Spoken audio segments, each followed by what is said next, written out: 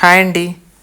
మీకు బంగారం కావాలి అన్నా, ఐశ్వర్యం కావాలి అన్నా, అష్టైశ్వర్యాలు కావాలి అన్నా, ఎవరైతే ఈ శ్లోకాన్ని 21 చదువుతారో మీ ఇల్లంతా బంగారం మయం అవుతుందండి.